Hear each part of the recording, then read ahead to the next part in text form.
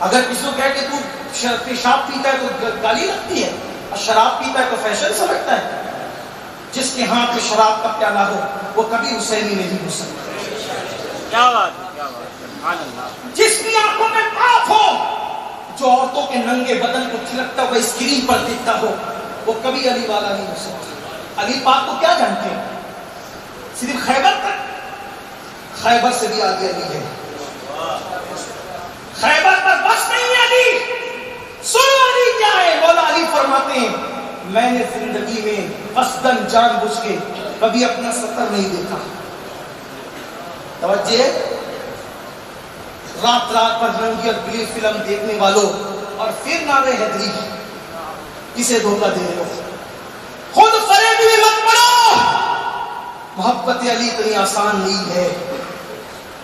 مولا علی کہتے میں نے اپنے خود کا سطر کبھی قصداً جان بوجھ کے نہیں دیکھا۔ کسی نے کہا پاک علی، اے علی پاک، خود کا سطر دیکھنا مجبوری بھی ہے، ضرورت بھی ہے، آپ خود نہیں دیکھتے؟ وجہ؟ کہا کہ شرم آتی ہے، جن آنکھوں سے نبی کا دیدار کرتا ہوں ان آنکھوں سے اپنا سطر کیسے دیکھوں جان بوجھ کر؟ یہ علی پاک ہے جو خود کا سطر نہیں دیکھتے اس خیال سے کہ ان آنکھوں سے میں نبی کو دیکھتا ہوں، قبر میں حضور کو دیکھیں گے، یہ عقیدہ بھی ہے۔ پھر گندی پکچریں کیوں؟ کاموں کا ماحول کیوں؟ آؤ توبہ کرو، پلٹو، بدلو۔ میں کہنے چلا تھا کہ نبی کے گھر والے تو سنت بھی نہیں چھوڑتے، ہم نے فرائض چھوڑ رکھا نہیں۔ ہم شیطان کے نقش قدم پہ تو ہو سکتے ہیں، اہل بیت کے نقش قدم پہ نہیں ہو سکتے۔ محبتوں کو صرف نعروں تک محدود نہ کرو، آؤ وہ سن لو جو سنت کا ذکر کر رہا تھا۔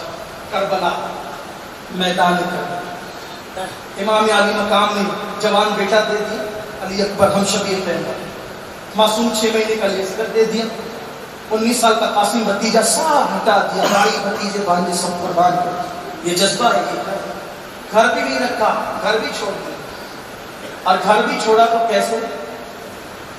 لوگ گھر چھوڑ دیتے ہیں لیکن گھر کی نسبت نہیں چھوٹتی، صحیح؟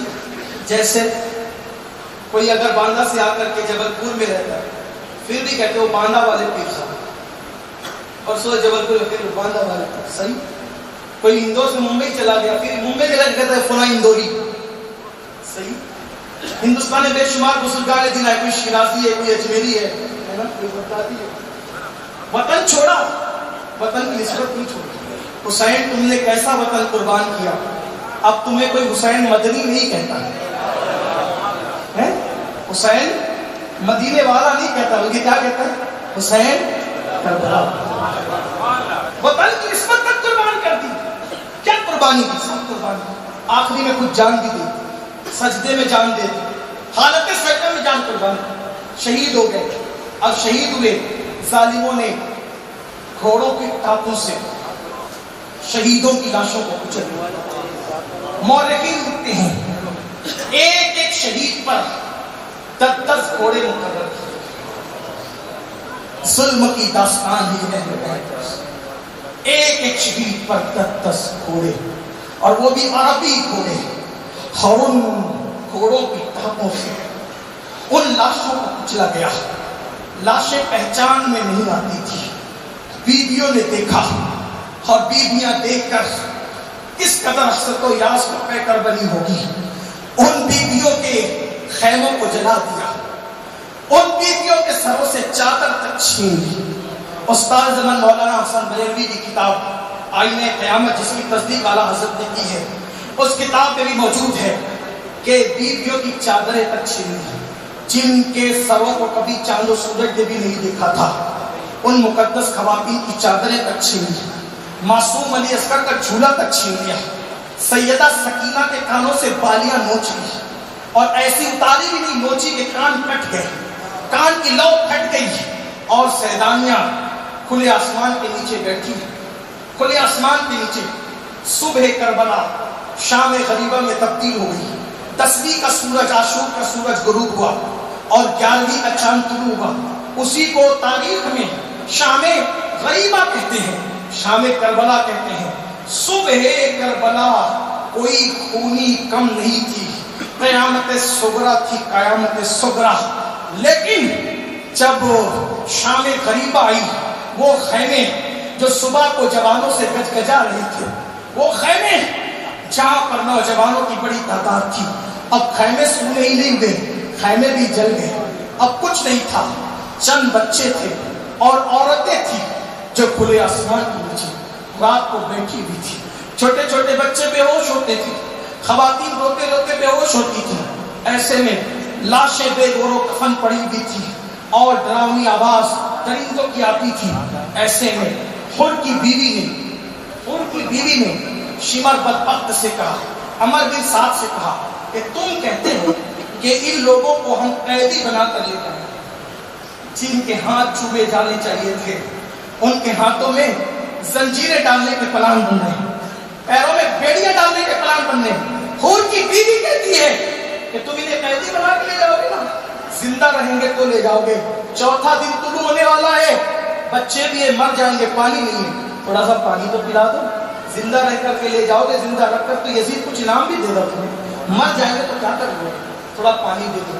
حور کی بیوی نے ٹھنڈا پانی مانگا، پانی مشکیزے میں لیا اور چپکے سے چلی، وہاں پر کوئی پہرا دینے والا بھی نہ تھا، ٹوٹا ہوا خنجر اٹھا کر سیدہ زینب پہرا دے رہی تھی، لاشوں کا پہرا دے رہی تھی۔ کسی کو آتے دیکھا، خبردار رکو، ٹھہرو ورنہ میں تمہیں قتل کر دوں گی۔ اب ہمارے پاس بچا ہی کیا ہے، سب تو تم نے لوٹ لیا، خیمے لوٹ لیے، زیورات لوٹ لیے، چادریں تک لوٹ لی، خیمے تک جلا دی، اب ہمارے پاس کچھ بچا تو نہیں ہے، کچھ نہیں بچا ہے ہمارے پاس، کیا لینے آ رہے ہو؟ آؤ صبر کا پیمانہ لبریز ہو رہا ہے، اب آگے بڑھو گے تو میں تمہیں قتل کر دوں گی، علی کی بیٹی کو ٹوٹے ہوئے خنجر سے قتل کر دوں گی۔ اتنا سننا تھا آنے والے سائنے کا، بی بی ناراض نہ ہو، میں مرد نہیں ہوں، میں عورت ہوں، میری بات سن، خنجر نیچے کیا، کون ہو؟ حور کی بیوی ہوں، اہل بیت کی محب ہوں، پانی لے کر آئی، بی بی پانی لے لو میرا۔ سیدہ زینب ٹھنڈے پانی کا نام سن کر پھوٹ پھوٹ کر رو پڑی، کہ لگی لے جا تیرا پانی، اب ہمیں تو پانی کے نام سے بھی نفرت ہوتی ہے۔ اے حور کی بیوی، جب میرا علی اکبر تڑپ رہا تھا پانی کے لیے، اس وقت تو پانی کیوں نہ لائی؟ جب میرا قاسم پلٹ پلٹ کر آتا تھا، میرا علی عسکر کبھی مٹھیاں بند کرتا تھا، کبھی کھولتا تھا، کبھی پیروں کو سمیٹتا تھا، کبھی پیروں کو لمبا کرتا تھا، سوکھی زبان دکھاتا تھا، تب تو ٹھنڈا پانی کیوں نہ لائی؟ اب پانی لائیے، لے جائیے پانی، ہم نہیں پییں گے۔ کہتے ہیں خاندان نبوت کو اگر بات منمانی ہو تو نام فاطمہ لو تو راضی ہو جاتے ہیں۔ حور کی بیوی نے کہا، سیدہ فاطمہ کا واسطہ میرا پانی قبول کر لو ورنہ وہ میرا مذاق اڑائے گا۔ سیدہ زینب نے ماں کا نام سنا، اس کا ہاتھ پکڑا، لے کر کے آئی۔ سکینہ بے ہوش پڑی، جملے اختتام کو پہنچتے ہیں، جملے اختتام کو، سیدہ سکینہ بے ہوش پڑی ہے، حور کی بیوی کے ساتھ سیدہ زینب آئی، بیویوں نے دیکھا مشکیزہ ہاتھ میں، کبھی علی اکبر کی پیاس یاد آتی ہے تو آنسو آ جاتا ہے، کبھی قاسم کی پیاس یاد آتی ہے آنکھوں میں آنسو آتے، کبھی امام حسین کا وہ ضبط آنکھ میں آنسو آتا، پھوٹ پھوٹ کے مشکیزہ دیکھ کر بیویاں رو رہی ہیں۔ سیدہ زینب نے اپنے وجود پر ضبط کا بند باندھا، کٹورے میں پانی نکالا، پانی کے چند چھینٹے سکینہ کے چہرے پہ مارے۔ سیدہ سکینہ ہوش میں، پھوپھی امی پانی؟ ہاں بیٹی، یہ لو پانی پی، بیٹے پانی پی۔ سکینہ نے بڑی سادگی سے پوچھا، پھوپھی امی کیا میرا چچا عباس فرات سے واپس آ گیا ہے؟ جو پانی لینے کے لیے گیا تھا، چچا میرا واپس آ گیا؟ سکینہ نے یہ کیوں کہا تھا پتہ ہے؟ کہ جناب عباس نے آخری وصیت کی تھی امام حسین سے، مولا جہاں میں شہید ہو جاؤں نا، میرا لاشا یہیں پڑے رہنے دینا، خیمے میں مت لے جانا۔ کیوں؟ اگر خیمے میں لے جاؤ گے سکینہ برداشت نہیں کر پائے گی، یہاں پڑے رہے گا لاشا، انتظار کرتی رہے گی، اب آئے گا چچا، اب آئے گا چچا، تو سب ہوتا رہے گا۔ تو سکینہ نے جب پانی کا نام سنا تو کہا کہ میرے چچا عباس واپس آ گئے فرات سے۔ پھر بیویاں رو پڑی، نہیں بیٹا تیرا چچا وہاں گیا ہے، اب کبھی واپس نہیں آ سکتا۔ حور کی بیوی پانی لائیے بیٹے، یہ لو پانی پی لو، حور کی بیوی پانی لائی، لو پانی پی لو۔ سکینہ نے دوسرا سوال کیا، پھوپھی تم لوگوں نے پی لیا پانی؟ حور کی بیوی پانی لائی، تم نے پانی پی لیا؟ نہیں بیٹا۔ کیوں نہیں پیا؟ اس لیے کہ نانا کا فرمان ہے، نانا کی سنت ہے، جب بھی کھانے پینے کی چیز آیا کرے تو پہلے چھوٹوں کو کھلاؤ کھلاؤ۔ سنت کیا ہے؟ کھانے پینے کی چیز ہے تو پہلے چھوٹوں کو کھلاؤ کھلاؤ، پھر بڑے کھائیں گے پیئیں گے۔ میری بچی، ہم پیاسے ضرور ہیں لیکن ہم نانا کی ملت بڑے نانا کے دین کی، پیاس کی شدت میں نانا کی سنت کیسے چھوڑ سکتے ہیں؟ نانا کی سنت کیسے چھوڑ سکتے ہیں؟ چونکہ اس پورے قافلے میں سب سے چھوٹی تم ہو، تم لو، پہلے تم پانی پیو، اس کے بعد ہم اپنا دیکھ لیں گے۔ سکینہ نے اتنا سنا، گھر کی تربیت، امام حسین کی تربیت، سکینہ نے اتنا سنا، اٹھنے کی طاقت نہیں تھی 7 سال کی بچی میں، پوری طاقت سمیٹ کے اٹھ کے کھڑی ہو گئی، اور جہاں کچھ بھی لاشیں پڑی تھی سکینہ وہاں جانے لگی، جلدی جلدی جانے لگی۔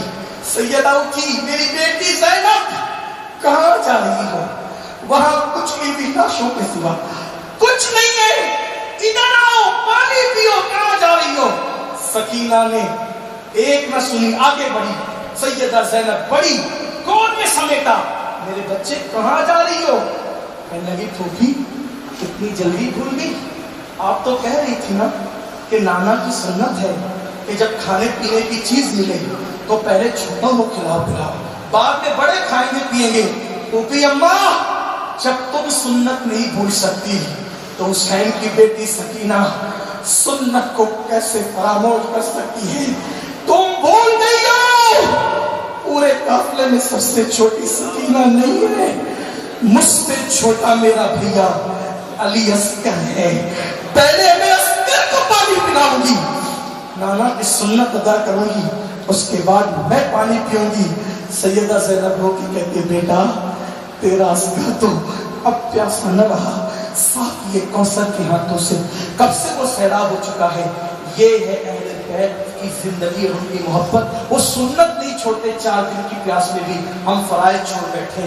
خدا کے لیے سچے محب بننا ہے، سچی توبہ کرو، دین کی طرف پلٹ آؤ، نماز کی پابندی، چہروں پہ داڑیاں، نگاہوں کا تحفظ، اللہ کا خوف، اللہ کی خشیت۔ اللہ تعالیٰ مجھے آپ سب کو توفیق دے، گفتگو کے درمیان کوئی غلطی کو اللہ معاف فرمائے۔ استغفر اللہ ربی من کل ذنب واتوب الیہ وما علینا الا البلاغ۔